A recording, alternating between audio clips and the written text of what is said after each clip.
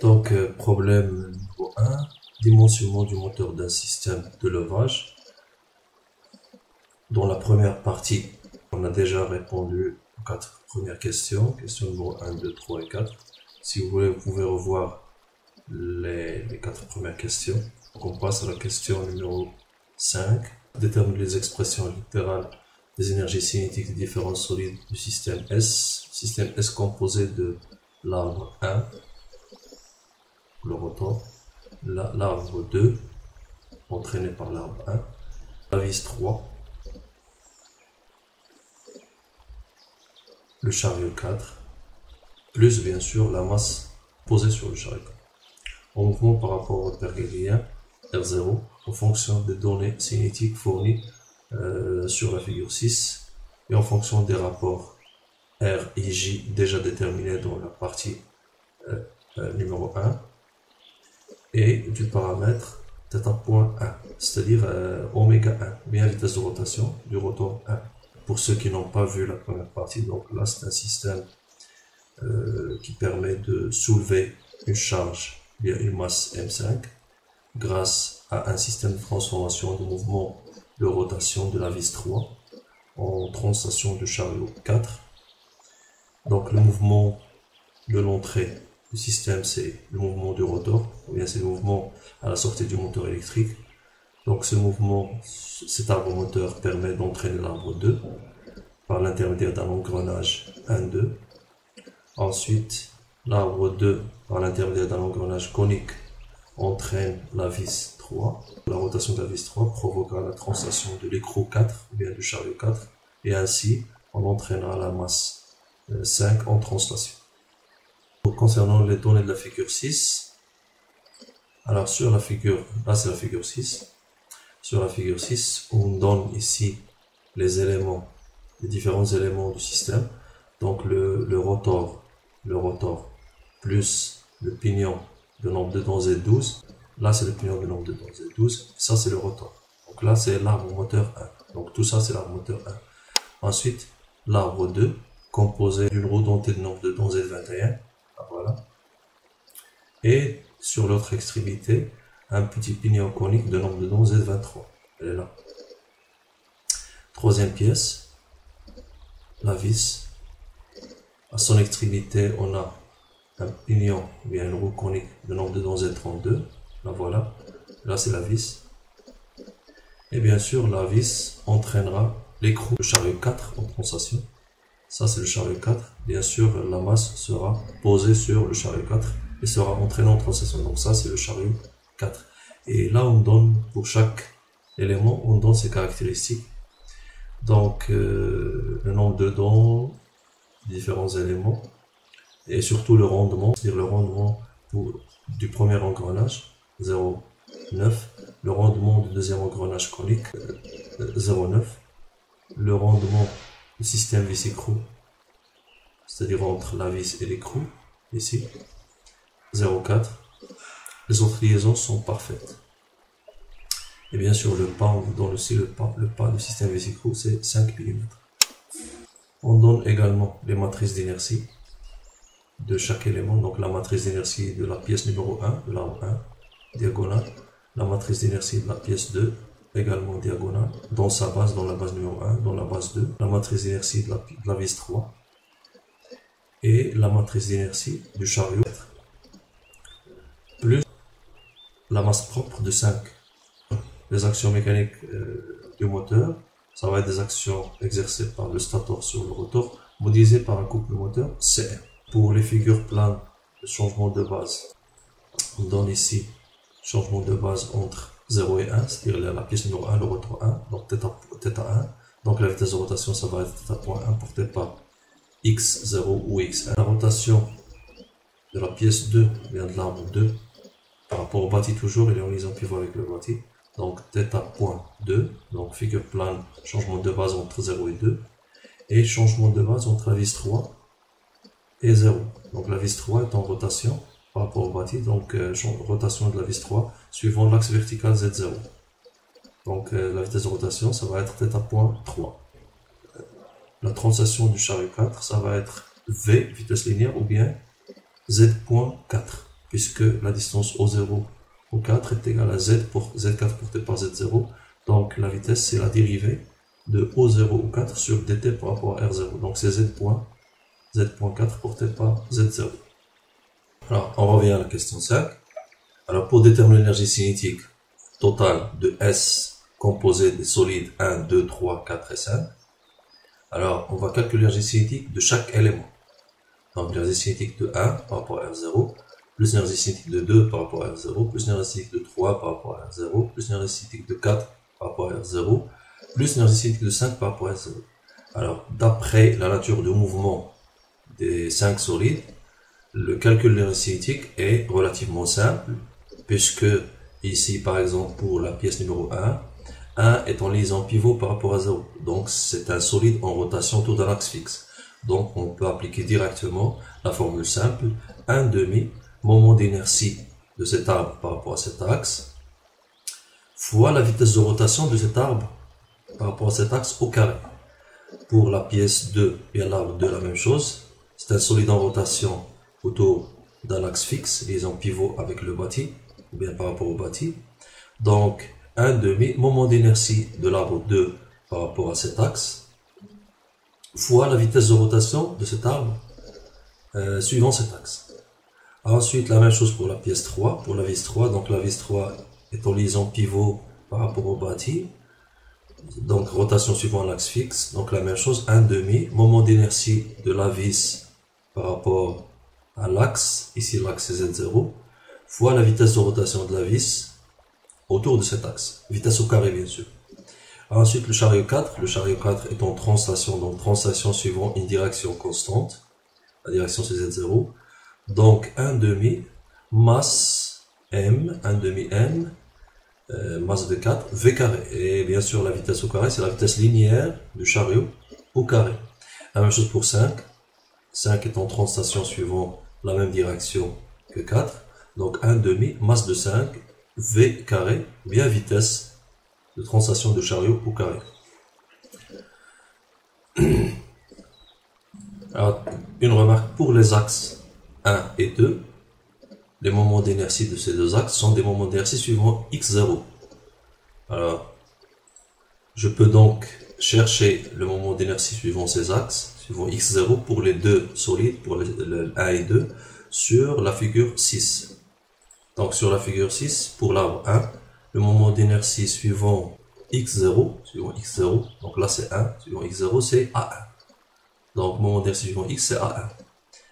Pour l'arbre 2, le moment d'inertie, c'est, toujours suivant x0, c'est, attention, x0 est confondu avec x2. Donc, x0 est égal à x2. Et ici, x0 est égal à x2, x1 est égal à x2. Donc, pour le solide 2, moment d'inertie suivant x2 ou x0, donc c'est A2.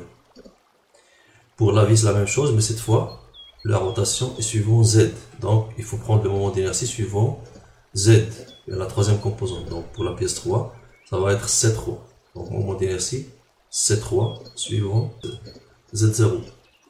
Z0 est confondu bien sûr avec Z3. Donc Z0 confondu avec Z3. Donc moment d'inertie c'est C3. Et enfin, pour le chariot, bien sûr, le chariot, on ne prendra pas les éléments de la matrice puisque le chariot est en translation. Donc, ça va être 1/2 la masse du chariot, M4, fois la vitesse au carré, donc V carré ou Z.4 au carré. De même pour 5, la même chose, 1/2 masse M5, la masse de 5, V, la même vitesse.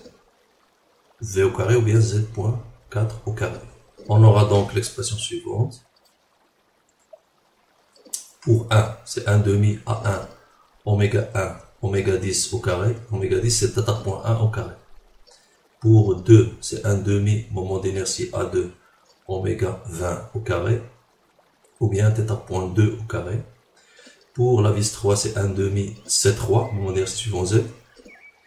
Oméga 30 au carré ou bien θ.3 au carré. Et bien sûr, pour 4 et 5, les deux sont en translation. Donc c'est 1/2 leur masse, M4 plus M5, VL au carré, ou bien Z.4 au carré.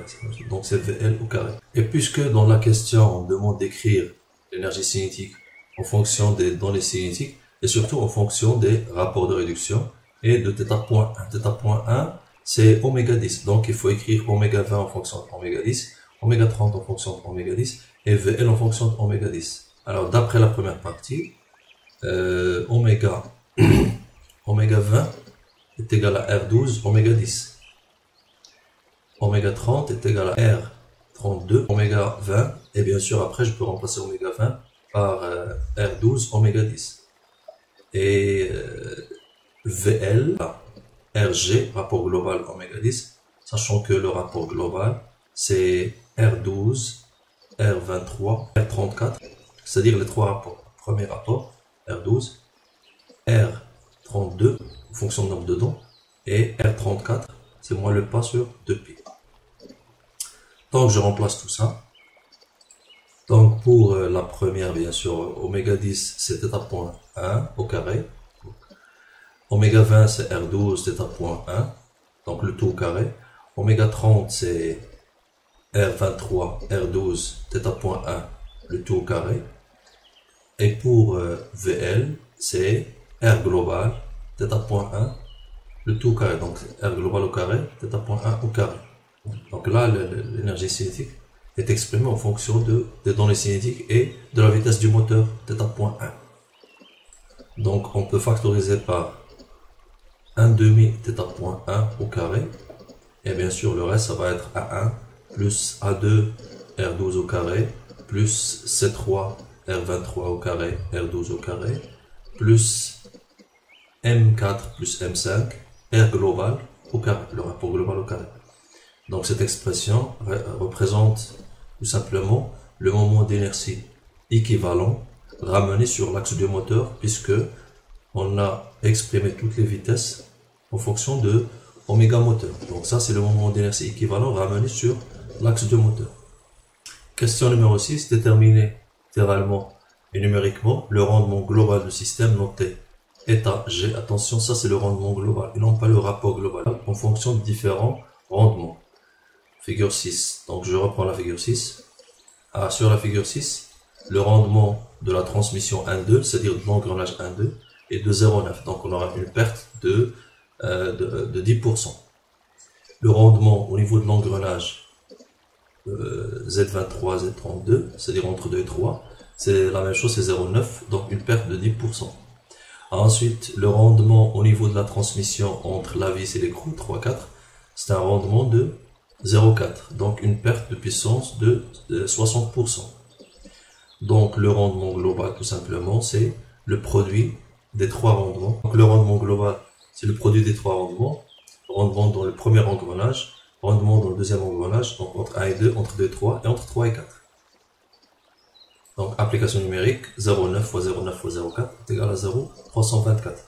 Donc le rendement global, c'est 0,324.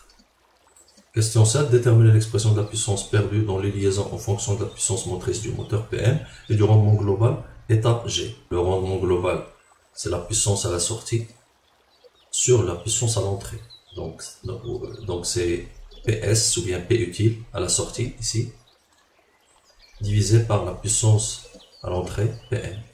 Donc le rendement est égal à P utile sur PM. La puissance utile, c'est la puissance à la sortie, et PM, c'est la puissance à l'entrée.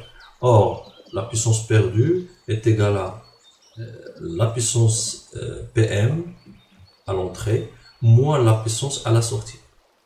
Donc la puissance à la sortie peut être remplacée par le rendement fois PM. Donc ça va être PM moins le rendement fois PM. Et ainsi, on obtiendra la puissance perdue qui est égale à PM facteur de 1 moins état. Mais attention, c'est une puissance perdue. Donc normalement, c'est une puissance négative.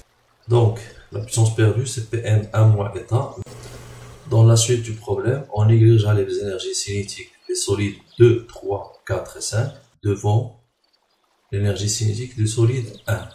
On négligera également l'influence de la masse M4, 21,7, devant la masse M5 de 6 tonnes. La valeur de l'accélération de la pesanteur G sera prise égale à 9,81 mètres par seconde. Déterminer l'expression littérale du couple Cm du moteur en fonction de l'accélération angulaire du moteur, donc en fonction de d de oméga n sur dt. Appliquons le théorème de l'énergie cinétique à l'ensemble du solide S, c'est-à-dire on applique le théorème de l'énergie cinétique à 1, plus 2, plus 3, plus du chariot, plus la masse, c'est-à-dire à tous les éléments en mouvement. Donc on isole toutes les pièces, sauf le bâti bien sûr fixe. Donc on lui applique le théorème de l'énergie cinétique, sachant qu'on a déjà calculé les énergies cinétiques de tous les éléments.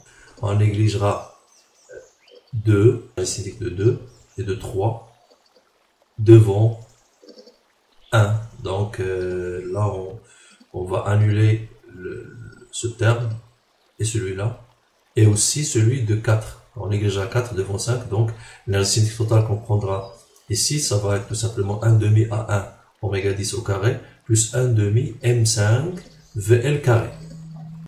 Donc si on applique le théorème de l'énergie cinétique, donc d sur dt de t de s par rapport à R0, c'est-à-dire la dérivée de l'énergie cinétique de l'ensemble s par rapport à R0, est égale aux puissances extérieures à S plus les puissances intérieures à S.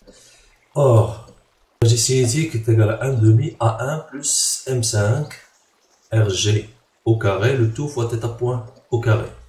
C'est ce que j'ai dit. On néglige tout sauf l'énergie cinétique de 1, donc 1 demi à 1 θ point au carré, et l'énergie cinétique de 5, 1 demi M5 RG carré θ point carré. Donc je peux factoriser par 1 demi θ point 1 au carré, facteur de A1 plus M5 RG global. Alors maintenant, il faut calculer les différentes puissances. On commence par les puissances extérieures. Alors les puissances extérieures à l'ensemble S, 1, 2, 3, 4 et 5, ça va être les puissances au niveau des liaisons. Liaison pivot avec le bâti, liaison de 3 et le bâti, liaison de 2 avec le bâti, liaison de 1 le bâti, et la liaison glissière aussi. Alors toutes les liaisons sont parfaites, c'est-à-dire les 4 liaisons sont parfaites d'après la figure 6. Les autres liaisons sont parfaites, c'est-à-dire les puissances des liaisons sont nulles. Les liaisons 1, 2 et 2, 3 et 3, 4 sont des liaisons internes, bien sûr elles ne sont pas parfaites. On a déjà calculé un rendement global correspondant aux pertes au niveau de ces liaisons. Donc il vous reste comme puissance extérieure la puissance du moteur, puisque le moteur, le couple moteur est modélisé par un couple Cm, donc la puissance motrice, et la puissance de la masse 5, la puissance de la pesanteur. Donc P extérieur est égal à P de S bar sur S par rapport à S0. Donc il y a la puissance de la pesanteur 5 seule, puisqu'on a négligé 4 devant 5, plus la puissance motrice, et les autres puissances extérieures sont nulles. La puissance de la pesanteur peut être calculée d'une façon très simple, puisque c'est un mouvement de translation. Donc c'est le poids fois la vitesse. La vitesse de montée est portée par Z0. La pesanteur bien sûr est portée par moins Z0. Donc ça va être moins mg fois VL, ou bien le produit scalaire de la vitesse fois le poids. Alors c'est un cosinus pi, donc l'angle d'entrée de c'est pi, donc c'est moins 5g VL, plus bien sûr la puissance du moteur c'est Pm, et je peux remplacer la puissance Pm par Cm oméga 10, sachant que oméga 10 c'est θ point 1. Les puissances internes, ça va être tout simplement les puissances au niveau des liaisons. La puissance entre 1 et 2, la puissance entre 2 et 3, la puissance entre 3 et 4. Donc entre 1 et 2 c'est un engrenage, 2, 3 engrenage, et 3, 4 c'est la liaison hélicoïdale. Donc sur la figure 6, il y a un rendement de 0,9 au niveau de la liaison, donc une perte de 10% au niveau de la liaison L12, la même chose au niveau de la liaison 2,3, et au niveau de la liaison L4, une perte de puissance de 60%. Et on a déjà calculé le rendement global, la perte ici totale, c'est PM1 moins eta, et n'oubliez pas d'ajouter un signe moins, puisque c'est une puissance perdue, c'est une perte de puissance. Donc PM, je peux la remplacer par Cm oméga 10, ou bien Cm θ.1, facteur de 1 moins eta. Alors maintenant, je peux revenir au théorème de l'énergie cinétique, à l'équation, et écrire l'égalité, la dérivée de l'énergie cinétique. Donc, dérivée, donc 2 va se simplifier avec le 2, donc ça va être A1 plus M5, rapport global au carré, θ.1 fois θ2.1, égale à la puissance extérieure plus la puissance intérieure. D'où l'expression suivante, donc A1 plus M5, rapport global au carré, facteur de θ.1, θ2.1, est égal à la puissance extérieure moins la puissance interne. Je peux simplifier θ point partout. Donc je simplifie l'état point. Et en plus, Cm moins Cm facteur de 1 moins état, ça va être Cm fois état global. Donc le résultat final, c'est moins M5 GRG plus état global Cm. Alors comme ça, je peux déduire l'expression de Cm en fonction de θ 2.1. Finalement, Cm est égal à 1 sur état à 1 plus M5 RG au carré facteur de θ 2 points plus M5G rapport global sur le rendement global. Expression de Cm en fonction de l'accélération angulaire du moteur 1.